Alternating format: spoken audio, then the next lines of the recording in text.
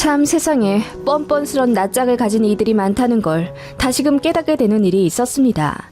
그게 하필이면 제 시어머니라니 탄식이 절로 나올 뿐이에요. 저는 얼마 전 어머님을 손절해버렸습니다. 얼마나 철면피인지 그 뻔뻔함에 구역질까지 나올 정도더라고요. 시모가 친정아빠 돌아가시자마자 친정엄마한테 빌붙으려고 했거든요. 얘기하자면 길지만 먼저 저희 결혼 당시 사정부터 말씀드릴게요. 남편은 저 만나기 전에 참 외로운 사람이었습니다. 남편 초등학생 시절 시부모님이 크게 싸우시고 바로 별거를 하셨다고 합니다. 어린 남편은 외갓집에 버려두신 채로요. 시아버지는 바로 외국으로 나가셨다는데 나중에 들은 바로는 필리핀으로 가셔서 새 살림을 차리셨다고 했고, 시어머니는 한국에 계셨지만 남편을 일절 케어하지 않으셨다고 해요. 버렸다고밖에 표현을 못할 수밖에 없는 것이 남편의 외할머니, 그러니까 제 시외가는 농사일 하시느라 너무나도 바쁘셔서 손주를 아예 돌보지 않으셨다네요. 게다가 시어머니마저 사실상 내놓은 자식이었다 보니 시외할머니는 뒤늦게 짐처럼 찾아들어온 손자인 제 남편을 그리도 미워하셨다고 하네요. 엄동설한 칼바람이 쌩쌩 부는 어느 한겨울에 남편을 팬티만 달랑 입혀놓고 밖에 반나절을 세워두신 적이 있답니다. 남편이 어린 마음에 친구들 먹는 과자가 너무 먹고 싶어서 100원만 달라고 했더니 배운 데 없이 먹을 것만 밝힌다면서 버릇을 고쳐주겠다는 이유였습니다. 남편이 저체온증으로 쓰러지자 뒤늦게 발견한 이웃 주민이 병원에 데려가 겨우 살았는데, 지금 같았으면 아동학대로 조사받을 만한 일이었지만 그 당시에는 신고조차 하지 못하는 분위기였답니다. 그런 일을 겪고도 오갈 데 없는 남편은 다시 외갓집에 들어가 쥐죽은 듯이 살았고, 정말 쌀밥에 김치만 겨우 얻어먹은 채 딱 중학교 3학년 마치자마자 기숙사가 제공되는 타 지역 고등학교를 제 손으로 알아내 그곳에 갔다고 하네요. 그렇게 지내는 동안 친모라는 시어머니는 연락도 거의 안 했고 생활비도 집에 거의 붙여주지 않아 화가 난 남편의 외할머니가 시외버스비도 주지 않았다고 해요. 그래서 남편이 동네 사람들에게 구걸구걸해서 겨우 받은 돈으로 고등학교 기숙사에 도착했다고 하는데, 그 얘기 듣자마자 어린 날의 남편이 너무 안쓰러워 눈물이 펑펑 나더군요. 남편은 기숙사 생활하던 고등학교 시절이 너무나도 마음이 편했다고 해요. 그렇게 공부 열심히 해서 장학금 받으며 대학까지 갔고 그 대학에서 만난 게 저예요. 남편은 그런 어려운 생활을 겪으면서도 성실함과 끈기 하나로 학점, 취업까지 모두 대단한 결과를 이뤄냈고, 사람에 대한 결핍인지 저에게도 참 잘했어요. 거짓말도 안 하는 성격에 다정다감한 인성, 그리고 볼 때마다 안쓰럽게 느껴지는 약간의 연민 때문인지 저도 남편과 가정을 이루고 싶다는 생각이 들었고, 연애 5년 되던 해 제 부모님께 결혼하겠다고 인사드리러 갔습니다. 남편은 솔직히 고 하나 다름없는 사람이었고 가진 게 거의 없는 사람이라 저희 친정에서 솔직히 반대를 많이 했었습니다. 저희 친정은 사업하는 집이었고 나름 지역에서 가공육 유통으로 이름을 좀 알리는 부자였거든요. 특히 제 친정엄마가 제일 반대했었습니다만 남편이 무릎 꿇고 찾아가 본인 가정사를 눈물로 고백하며 무슨 일이 있어도 저와 이룬 가정은 끝까지 지킬 거라며 남은 날 동안 행복만 할 수 있도록 본인이 노력을 많이 하겠다고 약속했대요. 거의 5시간가량을 저희 친정 부모님과 대면했고, 그날 그렇게 기적적으로 결혼 허락을 받아 식 올려 현재 토끼 같은 딸 둘 낳고 잘 살고 있습니다. 남편은 저와 아이들에게도 완전 헌신하면서 이보다 더 괜찮은 남편과 아빠는 찾아보기 힘들 정도로 잘하며 잘 살아요. 평일에 출퇴근하느라 힘들 텐데도 주말에는 꼭 아이들과 하루 종일 밖에서 시간 보냅니다. 저 집에서 쉬라고 배려하는 거죠. 저희 친정에도 정말 잘하는 사위예요.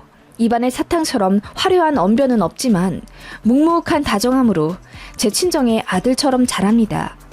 친정아빠가 살아계셨을 때 사업 세금 관련 심부름도 남편이 다 했고, 친정엄마 스마트폰이 망가지는 등 사소한 어려움이 있으면 남편이 한밤중에도 차 끌고 달려가 다 해결해주곤 했습니다. 그런 거 보면 미안하기도 했어요. 저는 시부모님께 밥 한 번 해드려 본 적도 없고 안부 전화 한 번 드려본 적도 없는 너무나도 편한 며느리 생활을 하고 있었으니까요. 사실 시아버지랑은 연락 두절된 지 오래지만 시어머니랑은 결혼 허락받을 때 한 번 뵌 적이 있긴 합니다. 남편은 당시 본인 어머니에 대한 분노가 있어서 아무도 만나 뵙고 싶지 않아 했는데 제가 그건 아닌 것 같다고 설득해서 어머님께 연락해 인사를 드렸거든요. 그때 딱 5분 뵈었네요. 엄청 귀찮아하신 티가 역력한 말투로 나는 해줄 돈 없어. 니들이 알아서 살고 행여라도 손 벌리는 일은 없도록 해라. 나도 내 입에 풀칠하기 바빠. 어쨌든 결혼한다니 잘 살고 혼주석에는 네 이모 불러서 앉힐 테니 그리 알아? 라고 하시더라고요. 하나뿐인 아들이 결혼한다는데 상견례는커녕 시계도 참석을 안 하신다니 황당하더라고요. 그제야 왜 남편이 어머님을 뵙고 싶어 하지 않는지 이해가 갔고요. 그렇게 저희 결혼 생활 7년 할 동안 저는 시댁과 단 한 번도 연락한 적이 없습니다. 일단 남편이 제 폰에서 시어머니 폰번호를 지워버렸고 남편도 그냥 시댁 없는 셈 치면서 마음 편하게 살으라고 하더군요. 그렇게 지내고 있는데 어느 날 갑자기 모르는 번호로 전화가 왔습니다. 받아보니 시어머니더라고요. 응, 세아가 잘 지내고 있니? 오랜만이네. 우리 아들은 전화를 통 안 받길래 너한테 이렇게 전화를 걸어본다. 곧 구정인데 한번 만나야지. 네? 네, 어머님 잘 지내셨어요? 지금 어디에 계시는데요? 응, 나 목포 내려와서 산지 2년 정도 된 것 같아. 이번 구정에 좀 내려올 수 있니? 내가 니들한테 할 말도 있고 해서. 네. 애들 아빠랑 상의해보고 다시 연락드릴게요. 애들? 세상에, 니들 애도 낳았구나? 몇 명이나 낳았니? 딸만 둘이에요. 그래? 아들은 하나도 안 낳고? 예, 그래도 나한테 자식이라고는 아들 하나뿐인데 네가 딸만 둘 낳아놓으면 대 끊기겠다. 그래도 우리 집안이 어떤 집안인데 나름 품격도 있고 정도도 있다고. 그 말에 너무 황당해서 아무 말도 안 나오더군요. 품격 있고 정도도 있는 집안의 어머니께서 하나뿐인 아들을 그렇게 방치해버리나요? 아무튼 그렇게 어머님은 혼자 주절주절 떠드시더니 그럼 구정 때 내려오는 걸로 알겠다며 집 주소를 알려주고 끊으시더군요. 남편에게 말하니 들을 가치도 없다면서 돈 떨어져서 그러는 거니 대꾸하지 말라고 하더군요. 사실 남편한테도 2, 3년에 한 번씩 연락이 오긴 했었대요. 돈 떨어지면 연락해서 300만 원, 500만 원씩 요구하더니 결혼 직전엔 동거하는 남자가 몸이 아파 수술비를 대줘야 한다며 남편에게 1,000만 원을 요구했다네요. 저도 모르는 사실이었죠. 남편이 그때 크게 화내며 다시는 연락하지 말라고 하고 저에게서도 시모 번호를 지워버린 거였어요. 결혼 전에는 그래도 하나뿐인 어머니라고 돈을 종종 해드리긴 했지만 그렇게 돈만 받고 남편 안부도 묻지 않은 어머니에게 남편도 잊혀졌던 분노가 다시금 쌓인 겁니다. 그런데 이제는 저에게까지 연락이 오니 남편이 눈물까지 흘리며 연락 오면 이제 받지 마. 엄마 노릇 한 번 안 해보던 사람이 이제 와 시어머니 노릇하면서 당신한테 돈 요구하고 갑질할 거 생각하면 뒷골이 다 땡겨. 구정 때 갈 필요도 없고 앞으로 연락도 받지 마. 난 이제 마음속에서 엄마 지워버렸어. 라고 하더라고요. 사실 남편은 결혼하고 나서 상담센터 꾸준히 다니며 어린 시절 받았던 상처를 치유하기 위해 노력을 많이 했었거든요. 그때 상담 선생님께서 어머니에 대한 미련을 끊어버리고 남편 마음을 스스로 보듬기 위해 자존감 강화 훈련도 받고 그랬어요. 아무튼 시어머니에게 받은 찜찜한 연락을 뒤로하고 전화도 차단해버렸죠. 구정날에는 애들 데리고 친정 가 있었고요. 그렇게 친정에서 이틀 자고 집으로 올라왔는데 상상도 못할 일이 펼쳐지고 말았습니다. 시어머니가 저희 현관 앞에 쪼그리고 앉아 계시더라고요. 옆에는 작은 짐보따리도 하나 있었고요. 그때 남편은 지하 주차장에서 짐 가지고 올라온다고 저랑 아이들 먼저 집에 도착해 있던 터라 상대할 사람이 저밖에 없었습니다. 시어머니는 저를 보자마자 껴안으시며 아이고 내 며느리 왜 집에 오지도 않았어. 내가 얼마나 기다렸다고 하시며 통곡을 하시더라고요. 옆에서 잠 덜 깬 제 딸들은 어리둥절해하며 저만 바라보고 있었고 시어머니는 니들이 내 손녀딸이니? 아유 그래 반갑다. 내가 니들 할머니야. 자 어서 들어가자. 어서 하시며 제 등을 떠밀고 강제로 현관문을 열게 하시더라고요. 얼떨결에 어머님을 집 안으로 모셨고 물 한 잔 떠드리던 찰나 남편이 뒤늦게 집에 들어왔고 어머님을 보자마자 얼굴이 허옇게 질려선 까무러칠 듯 놀라더라고요. 이윽고 애들 있는 것도 까먹었는지 큰 소리로 여기가 어디라고 함부로 들어오세요. 당장 나가세요. 라고 했더니 어머님이 벌벌 떠시면서 아들 집에 오지도 못하냐면서 우시더라고요. 그 소란에 저희 딸들도 놀라 울고 상황이 말도 못했습니다. 남편이 어머님께 닥달하며 우리 집 주소는 어떻게 알았냐고 묻자 어떻게 알긴 서류 떼보면 다 나오던걸. 어디 사나 궁금하긴 했는데 직접 와보니 이렇게나 좋네. 요즘 아파트들은 어떻게 쉽게 들어오지도 못하는지 경비 아저씨한테 로비 문 좀 열어달라고 해도 들은 척도 안 하길래 사람 나가느라 문 열릴 때 잽싸게 들어왔지. 이런 아파트는 얼마나 하냐?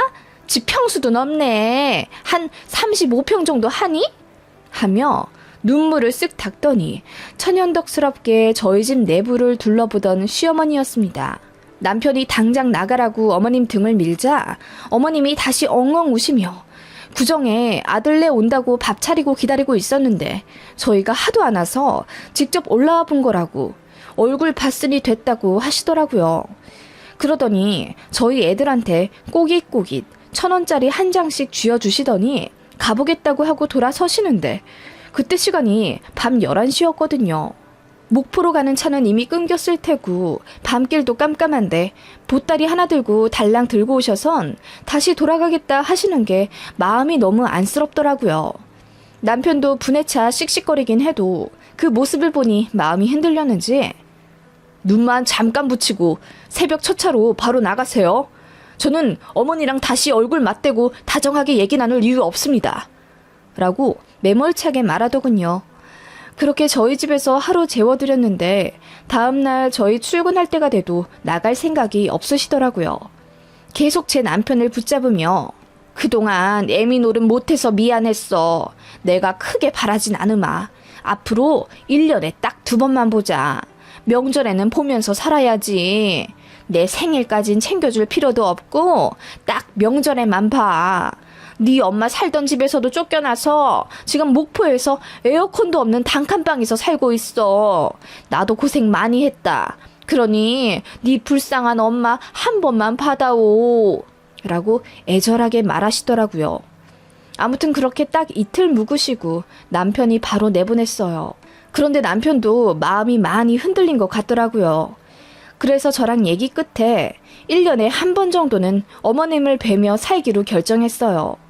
얼굴을 아예 안 봤으면 모르겠는데 직접 올라오셔서는 지난날에 대한 사과도 하셨고 나이도 많이 있으신데 저러다 갑자기 돌아가시기라도 하면 남편 마음이 말이 아닐 테니까요. 그렇게 1년에 한 번씩 어머님을 뵈었죠. 갈 때마다 집이 옮겨 있더라고요. 처음 갔을 때는 아주 작고 초라한 단칸방이었고 그 다음에는 같이 동거한다는 어떤 남자친구분 집이기도 했죠. 또 그 다음 해에는 남자친구와 헤어졌다며 어느 여성 고시원에 들어가 사시기도 했고요. 어머님은 일용직으로 그때그때 벌어먹고 사신다고 했고 다행히 건강에는 아직 별 이상은 없으신 듯 했어요. 어머님은 은근히 남편에게 손 벌리고 싶어 하셨지만 남편이 아주 칼같이 차단했습니다. 딱 1년에 한 번만 100만 원 드릴 거라고 그 이상 요구하면 더는 찾아오지 않겠다고 알박더군요. 어찌나 단호하게 얘기하는지 어머님도 더 아무 말 못하셨고요. 솔직히 딱 봐도 노후 대책이 없어 보이셨고 국민연금도 꾸준히 넣으시긴 했는지 모르겠더라고요.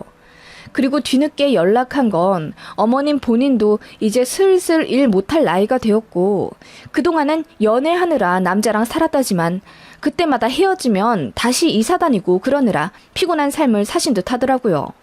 진짜 노답인 게 그렇다고 지금 얼굴도 못 본 시아버지와 이혼하신 것도 아니에요.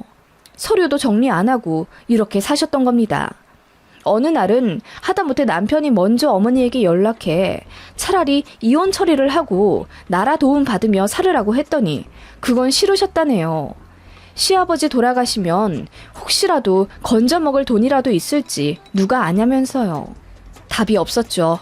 그렇게 노후 준비도 안 되어 있고 개념도 없는 시어머니라 거리를 두며 살 수밖에 없었습니다. 저도 처음에야 딱하게 생각했지 남편 얘기 들으면 들을수록 어머님 진짜 나빴다는 생각밖에 안 들더군요. 그러던 어느 날 저희 친정아빠가 사고로 갑자기 돌아가셨어요. 운영하시던 사업체에서 이동하시다가 교통사고로 한순간에 병원에 이송되셨는데 다른 데는 둘째치고 뇌출혈이 너무 심하셨어요. 그렇게 2주간 사경을 헤매시다가 결국 돌아가셨고 정말 아무 준비도 못하던 상황에 갑자기 아빠가 돌아가셔서 저희 가족은 많이 힘들어했습니다. 아빠랑 사이가 좋으셨던 엄마는 충격으로 장례식장에 계시지도 못했어요. 연거푸 쓰러지셔서 아예 입원을 시켜드렸거든요. 저도 정신없는 와중에 그 정신없는 장례식부터 장지까지 남편이 모두 처리해줬습니다. 가족이 떠난 슬픔에만 빠질 시간 없이 곧바로 아빠 사업체며 재산 정리하느라 저희 가족 모두 현실로 뛰어들어 바쁘게 지냈습니다. 그렇게 반년 정도 지났을 때쯤 어머님과 만나 뵙기로 한 구정이 찾아왔고 저는 이번 해는 정신이 없어서 못 찾아뵐 것 같다고 말씀을 드렸습니다.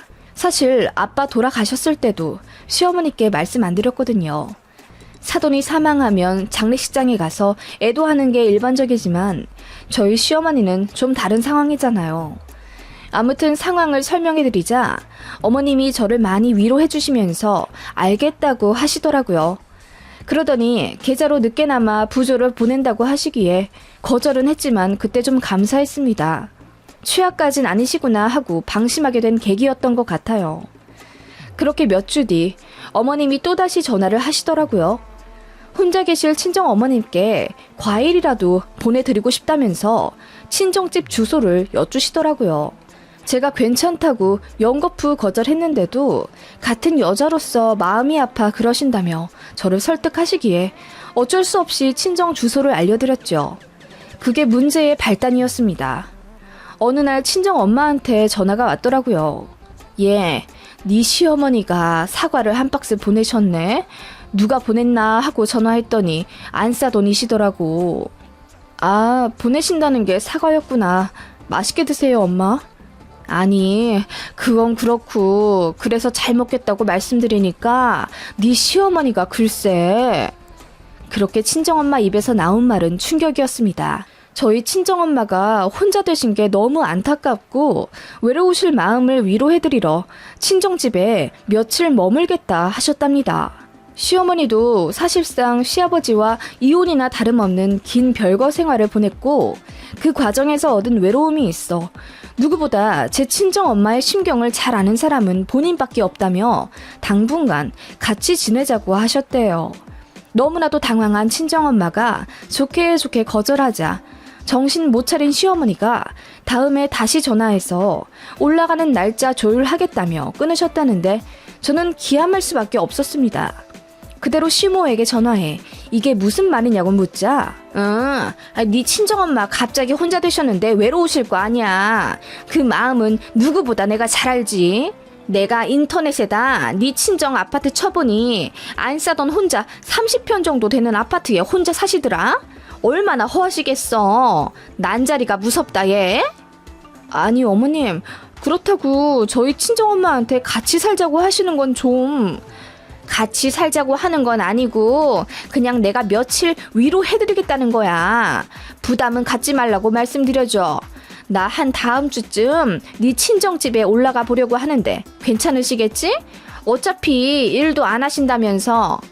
아니요 어머님, 저희 어머니가 불편해하실 것 같아요. 저희 엄마가 그래도 안 싸돈이시라 좋게 거절하신 것 같으신데요.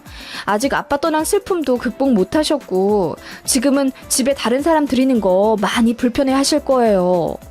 다른 사람이라니? 내가 왜 다른 사람이야? 사돈이면 가족이지. 이건 어른끼리 얘기하는 거야. 며느리 너는 빠져도 된다. 하시며 딱 끊으시는데 환장할 노릇이더라고요. 아니나 다를까 정말 그 다음 주에 시어머니가 친정 아파트에 찾아가셨습니다. 그 얘기 듣고 제가 남편이랑 달려갔죠. 정말 저희 친정 아파트 거실에 떡하니 앉아 차 한잔 하고 계시는 어머님을 보니 부하가 치밀더군요. 남편도 이게 예의 없이 뭐 하는 짓이냐면서 어머님을 끌어내려고 하니 어머님이 소파를 딱 잡고 버티시며 아니 집이 이렇게 넓은데 혼자 두셨단 말이야? 니들 참 너무하다. 아버지 돌아가시고 혼자 계실 어머니 생각하면 그러면 안 되는 거지. 안싸돈으로서 내가 니들을 용서 못하겠다. 얼마나 외로우시겠니? 라고 하시기에 친정엄마가 요 사부인 애들한테 제가 혼자 있겠다고 했습니다. 배우자 잃은 슬픔은 제가 알아서 정리해야죠. 그리고 많이 괜찮아졌으니 심려 거두어 주세요. 걱정해 주신 마음은 알겠습니다만 저도 혼자 극복해 보려고 합니다. 차 한잔 하시고 일어나 주시면 참 고맙겠어요.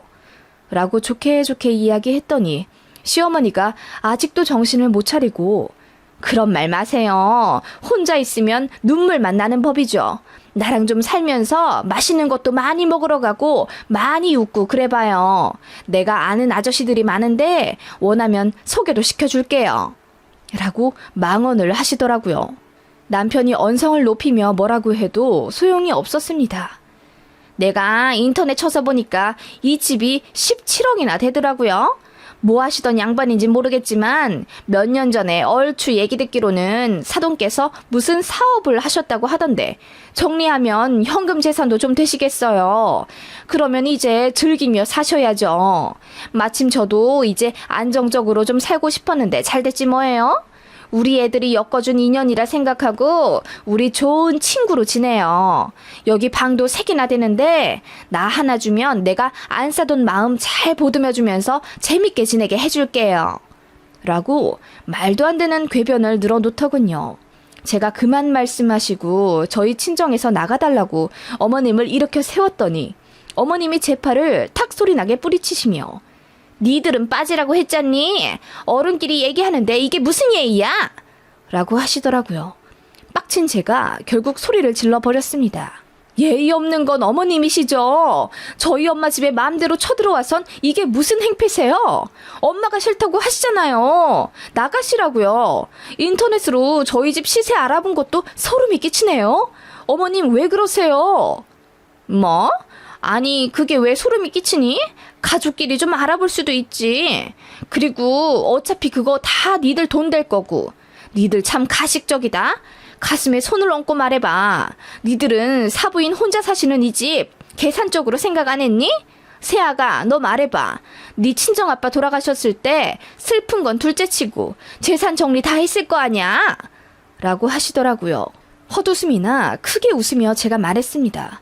어머님, 저희 친정아빠 빚만 잔뜩 내서 이 집도 넘어가기 직전이에요.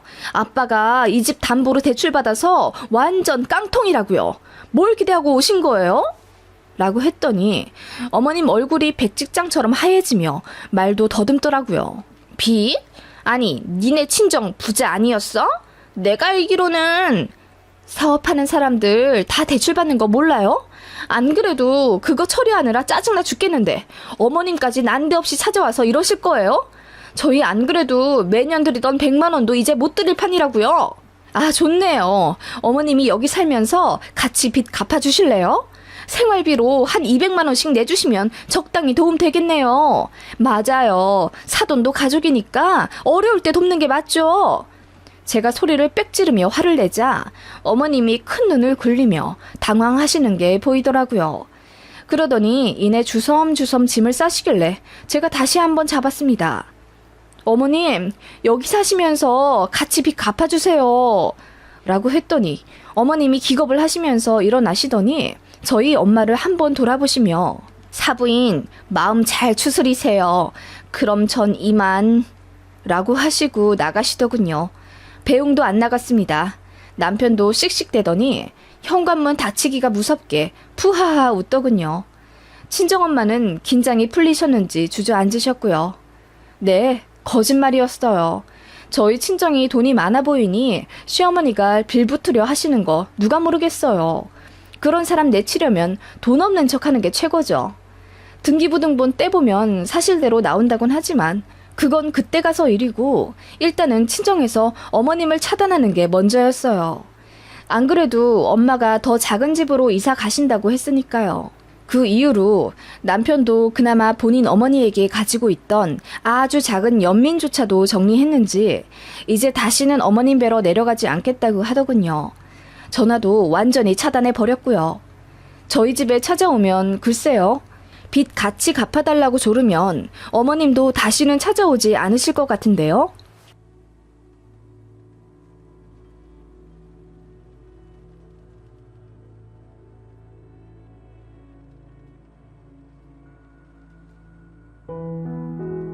안녕하세요. 저는 중학생 딸아이가 있는 나이 40 중후반의 평범한 워킹맘입니다. 내 가족을 위해 열심히 살았던 저인지라 이 나이 먹도록 제게 남은 건 가정밖에 없지만 그 하나 남은 가정마저 이제 놓아버리려 합니다. 그래도 제 마음을 잘 알아주는 딸아이가 있어 조금 용기를 내었어요. 오랜 고민 끝에 남편과 이혼을 하려 해요. 제 얘기를 듣고 누군가는 겨우 김치 하나 때문에 그러냐며 조금 더 참으라고 저를 타박하는 사람들도 있고 또 혹자는 제 마음이 너무나도 이해가 간다며 이런 남편과 어떻게 남은 삶을 살 수 있겠냐고 제 편을 들어주는 이도 있네요. 여기 많은 사람들에게 공개적으로 글을 써보면 어떤 방향으로든 제 마음도 정리가 좀 될 것 같아서 한번 올려보려 합니다. 저는 남편과 20년 전쯤 만나 연애 결혼을 했고요. 그 당시 신식의 식문화가 우후죽순 생겨나고 있었기에 패스트푸드나 유럽형 레스토랑 등 참 다양한 식당들을 다니며 데이트를 했네요. 그때는 몰랐어요. 남편이 괴물인지를요. 분명 연애 때는 저랑 같이 밥 먹을 때 저를 많이 배려해줬습니다. 각자 먹는 음식, 예를 들어 설렁탕이나 해장국 같은 건 깔끔하게 자기 것만 먹지 제 것을 더 탐내하지 않았어요. 공유해서 먹는 피자나 삼계탕 같은 건 항상 가장 큰 걸 먼저 저에게 덜어주고 식사를 시작하곤 했습니다. 먹으면서 단 한 번도 기분 상한 적이 없었고 배려심 깊은 남편에게 저도 신뢰가 차곡차곡 쌓여 결국 결혼까지 하게 되었죠. 남편의 괴물 같은 식탐은 결혼 직후 드러났습니다. 저희는 약간의 거리가 있는 장거리 연애를 했던 터라 결혼하면서 제가 직장을 관두고 남편이 있는 쪽으로 내려와 신혼 살림을 차렸어요. 그래서 저는 신혼 때 잠깐 일을 쉬고 있었죠. 당연히 남편이 벌어오는 돈으로 저희 생활비를 꾸릴 수밖에 없는 건 당연하지 않나요? 그런데 남편은 어느 순간부터 제가 돈 쓰는 것을 너무나도 아까워하더라고요. 남편 출근시키고 오후에 잠깐 서점에 들러 제가 좋아하던 작가의 신간을 하나 구매했는데 그날 퇴근한 남편이 서점 영수증을 보고 난리가 났습니다. 돈도 안 벌면서 어떻게 8,000원짜리 책을 덥석 살 수가 있냐며 조금 기다리면 도서관에서 공짜로 빌려볼 수 있는데 저더러 사치가 심하다면서 입에 침을 튀기며 잔소리를 하더라고요. 솔직히 남편이 저 만나기 전에 모아둔 돈도 별로 없어서 제가 착실히 모은 돈과 친정에서 받은 결혼자금으로 신혼집을 전세 계약한 거거든요. 그리고 성실하게 가사일도 하는데 제게 책 한 권 살 권리도 없나요? 그날 정말 많이 싸워서 펑펑 울었던 기억이 납니다. 그 이후로도 남편과 같이 마트에 가도 본인이 먹고 싶어하는 돼지고기, 소고기만 사려 하지 제가 좋아하는 닭고기류는 절대 사지 못하게 했습니다. 이유요? 자기가 번 돈으로 자기가 먹고 싶은 것만 사야 한다는 주의입니다. 저는 돈을 안 버니까 제가 좋아하는 거 절대 먹으면 안 된답니다. 그리고 과자 같은 것도 절대 못 사게 했어요. 저는 집에서 무조건 삼시세끼 밥만 먹고 살찌니까 중간에 아무것도 먹지 말라더군요. 그게 살 때문이겠어요? 제 입으로 들어가는 간식비가 아깝다 이겁니다. 같이 식탁에 앉아 밥 먹을 때는 또 어찌나 서럽던지요. 남편은 자리에 앉자마자 고기류부터 스캔을 싹 했습니다. 맛없는 나물 같은 건 은근히 저에게 밀어두고 맛있는 햄이나 불고기 같은 건 바로 본인 앞에 그릇을 옮기더군요. 제가 참다 못해 화가 나 왜 맛있는 건 당신 앞에만 둬? 나도 먹고 싶어. 그러니 중간에 둬. 라고 했더니 입이 대빨 나온 채로 가운데에 옮기긴 하더군요. 그러더니 다른 반찬 패스하고 불고기만 개걸스럽게 해치우더라고요. 덕분에 저는 불고기 한 3점 겨우 먹었나? 그마저도 벌건 눈으로 제 젓가락이 어딜 향하는지 끈질기게 보더라고요. 입은 계속 불고기를 씹으면서요. 그러면서 본인은 남자라 많이 먹을 수밖에 없대요. 저는 본인 몸무게의 반도 안 되니까 자기가 많이 먹는 게 맞다고 합니다. 그래서 한 번은 햄을 엄청 튀겨서 산처럼 쌓아놨거든요. 그랬더니 안 먹더라고요. 너무 많아서 먹기가 싫대요. 정말 이해가 가지 않았습니다. 나중에 알고 보니 이건 식탐이었죠. 저는 식탐 있는 사람을 처음 본지라 진짜 순진하게도 남자는 다 이런가 하고 생각했네요. 그때만 해도 이혼 생각이 어렵더군요. 지금에야 조금만 안 맞아도 쉽게 이혼한다지만 거의 20년 전만 해도 아직 주변의 시선이 참 보수적이었어요. 저희 친정 아버지만 해도 저를 출가 외인 딸이라고 표현하셨으니까요. 저는 이혼하면 돌아갈 곳이 없다고 생각해서 너무 서글펐는데 제 마음을 유일하게 보듬어준 분이 바로 제 친정 엄마였어요. 결혼하기 전엔 엄마랑 참 많이도 투닥거렸는데 시골리고 타향살이 하다 보니 엄마가 너무나도 그리워 밤에 눈물까지 나더군요. 그때만 해도 지금처럼 카톡이니 전화니 핸드폰 사용에 자유롭지 않아서 더 애틋했는지도 모릅니다. 부당한 결혼 생활을 하는 제 모습을 안타까워하셨고 아빠 몰래 저에게 몰래 돈도 쥐어주시며 이혼하고 싶으면 언제든 하라고 말씀은 해주셨지만 그렇게라도 제 마음을 알아주신다는 것에 저는 위안이 되었던 것 같아요. 이혼이라는 것은 정말 최후의 보류로 남겨두고 일단 남편 앞에서 당당해지고 싶다는 생각에 직장을 구했어요. 버스로 1시간이나 가야 하는 동네의 출판사 사무직으로 재취업을 했고 운이 좋게도 연봉 조건도 괜찮아서 한 달에 180만 원 정도는 받게 되었습니다. 당시 남편 월급은 170만 원이었어요.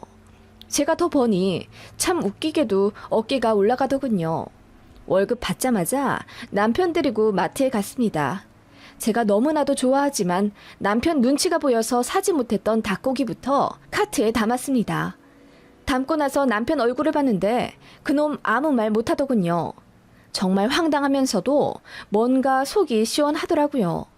그때부터 제가 먹고 싶은 거 전부 다 사서 실컷 먹었고요. 이 맛에 맞벌이를 하는구나 싶어서 당당해지더라고요.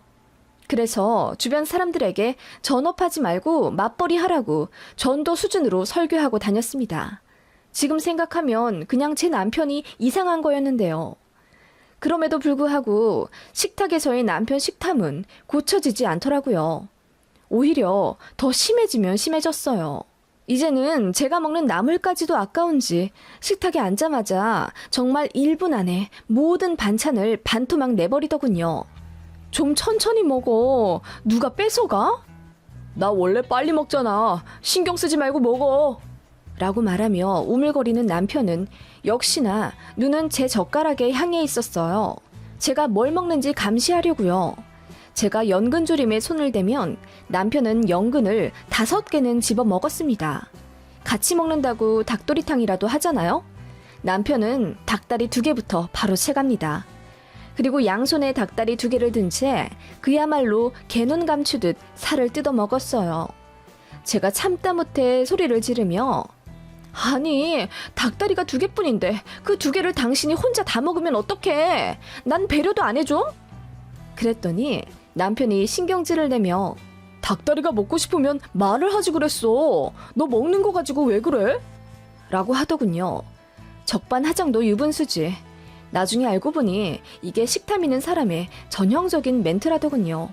먹는 거 가지고 그러지 말라는 말.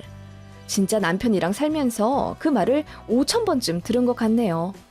그 이후로는 웬만하면 따로 먹으려 하거나 개별 그릇에 담아 1인식처럼 내주곤 했어요. 그러니까 정상적으로 먹더군요. 딱딱 나눠줘야지 식탐을 안 부리는 겁니다. 남편은 식탁에서 제 입에 들어가는 게 아까운 거였지 딱히 음식에 욕심이 있는 사람이 아니었나 보더라고요. 그러던 와중 아이가 생겼어요. 미련하게 생각하실지 모르겠지만 아무튼 그 와중에도 아이는 생기더군요.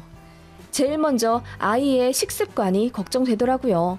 그래서 임신 사실 알자마자 남편 붙잡고 교육시켰습니다. 식탁에서 그렇게 개걸스럽게 먹지 말라고.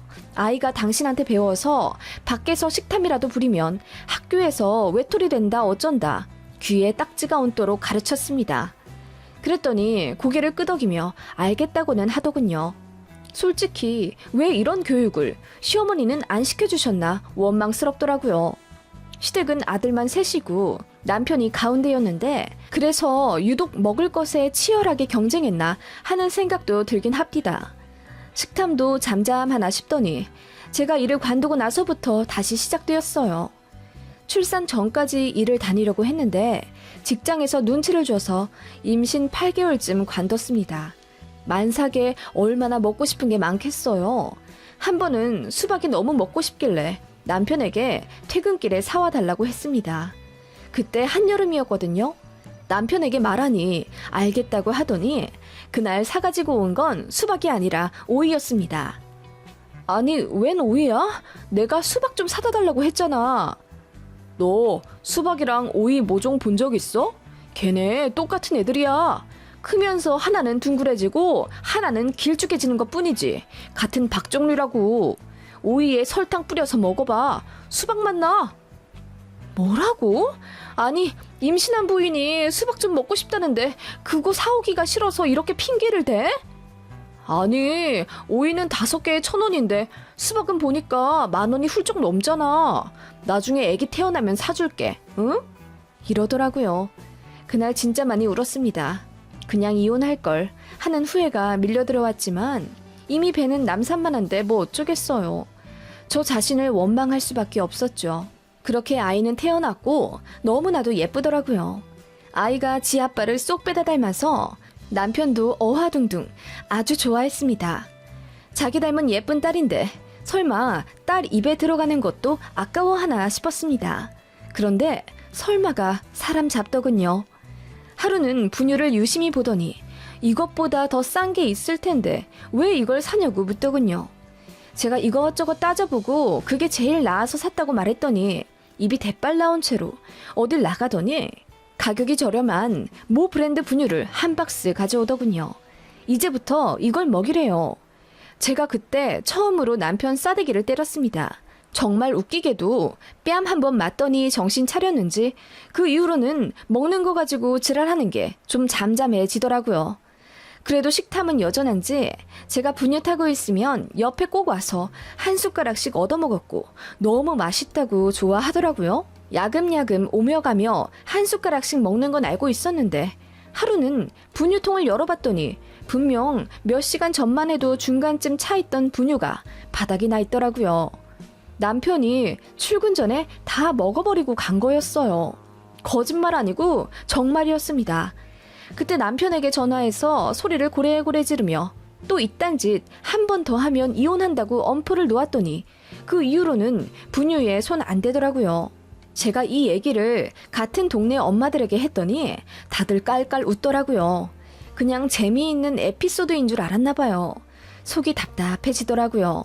그렇게 아이가 커가면서 저는 남편의 식탐을 쳐내느라 너무나도 피곤했어요. 밥상에선 아이 몫의 고기를 반드시 덜어서 따로 챙겨줘야 했어요.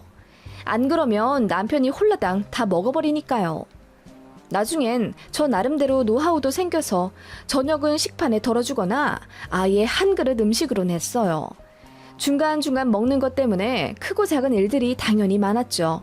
지금 생각나는 것 중 몇 개만 말해보자면요. 아이가 햄버거가 너무 먹고 싶다고 해서 어느 주말 셋이서 패스트푸드점에 갔습니다.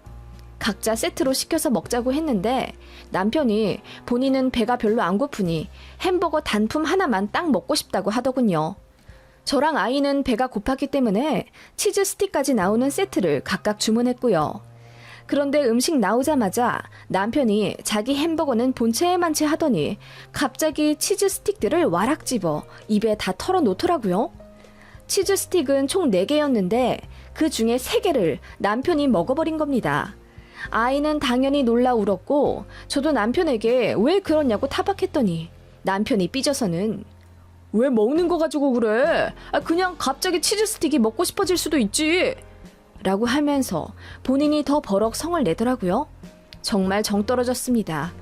머리가 커진 아이가 그런 거 배울까봐 너무나도 겁이 났고 식습관 교육만 더 가열차게 했네요. 아이도 커가면서 본인 아빠가 이상하다는 걸 알았는지 같이 밥 먹으려고 하지 않더라고요. 그런 거 보니 제가 빨리 돈을 벌어야겠다는 생각이 들더라고요. 그래서 아이 초등학교 3학년 때쯤 재취업을 했죠. 남편 식탐도 좀 잠잠해지나 싶었는데 역시나 맛있는 거 앞에서는 눈이 돌아서는 지 딸도 몰라본 채 우걱우걱 짐승처럼 먹더라고요. 외식도 하기 싫어지더라고요. 어느 날은 아이가 돼지갈비가 너무 먹고 싶다고 하길래 집 근처 고깃집에 갔습니다.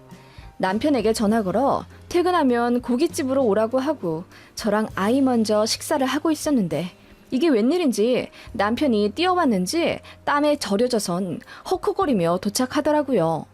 그러더니 자리에 앉자마자 하는 말. 지금까지 몇 인분이나 먹었어? 이러대요.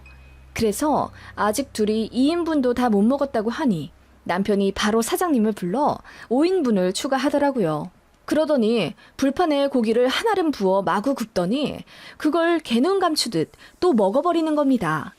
주변 테이블에서 쑥덕대며 쳐다보고 진짜 창피해 죽는 줄 알았습니다.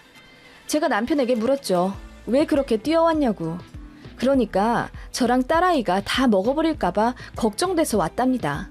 저희가 과식해서 배탈 날까봐. 그게 무슨 이유라는 건지.